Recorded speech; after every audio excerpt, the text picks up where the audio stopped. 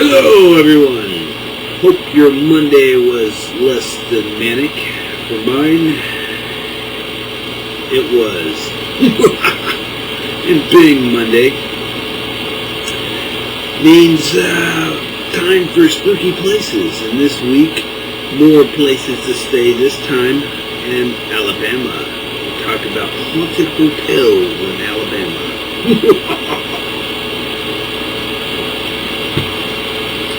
And the first stop is the St. James Hotel in Selma, Alabama. The St. James Hotel stands watchful over Selma, Alabama from its perch on the Alabama riverbanks. Both the St. James and Selma went through a spell where much of the area was depressed and dilapidated and forgotten.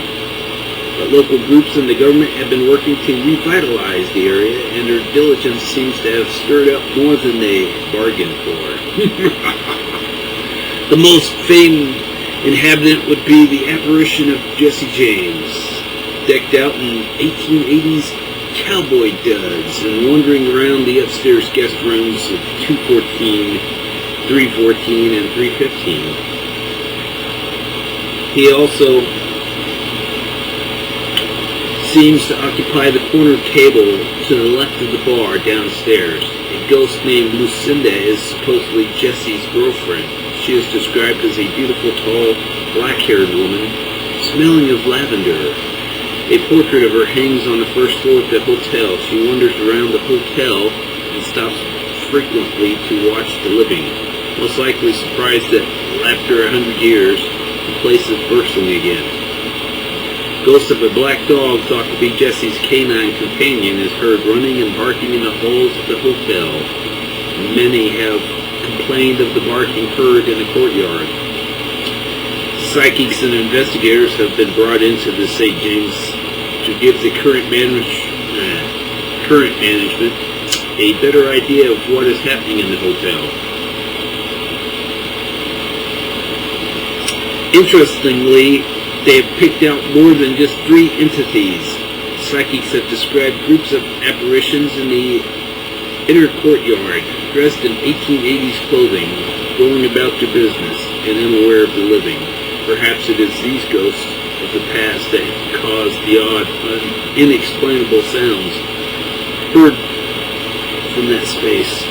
Mischievous entities will bang glassware together until told to stop. Man has been seen sitting on a bench in the dark drinking room, and in room 304, a cook who was staying in the room complained about the curtains moving for no logical reason, and brought flashes of light, bright flashes of light. A psychic claims to have spoken to the specter and discovered that the entity was angry and that he passed away before finishing some business he wanted to do.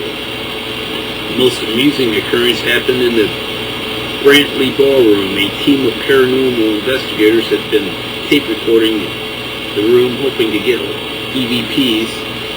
They asked the question, "Is anyone here?" When playing the tape back later on, they quite clearly heard a gruff voice reply, "Well, that's a stupid question." The St. James Hotel has been deemed positively haunted by psychics and investigators. Interesting place to stay.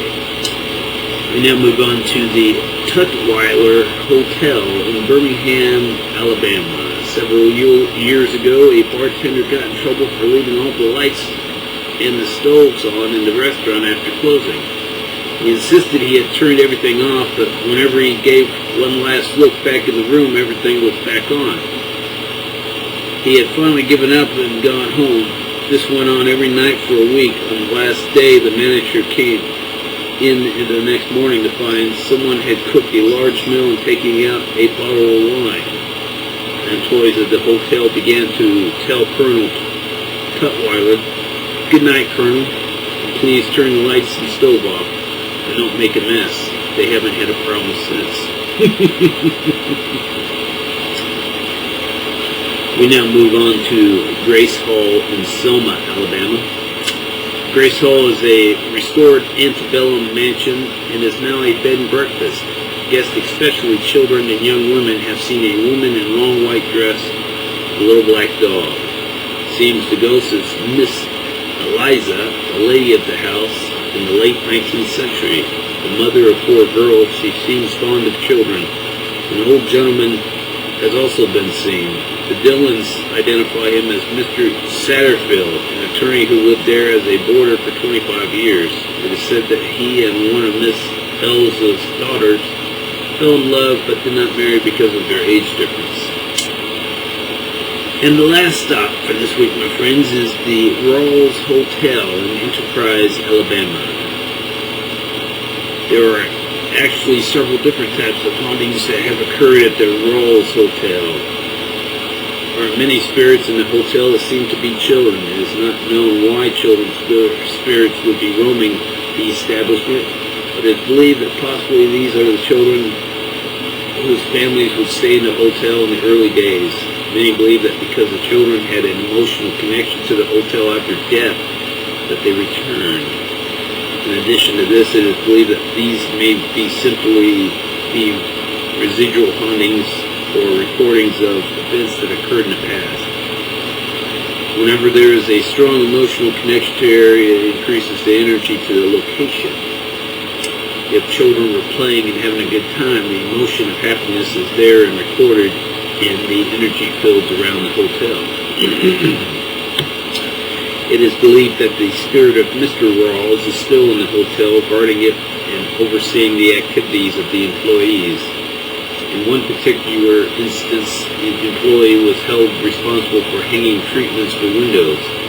It was immediately hit with a board that was located in the room. While it shocked him, he quickly decided that good old Mr. Rawls was trying to tell him that it was just not an appropriate choice for the room. Many individuals have seen on the 2nd and 3rd floor the form of a mild apparition and have been heard. It is not uncommon to hear footsteps or the sounds of doors opening and closing on those floors. Smells such as that of cigars or even perfume have been reported in this area. Well, that is it for this week. I hope you all enjoyed spooky places, and wishing you all a spooky night.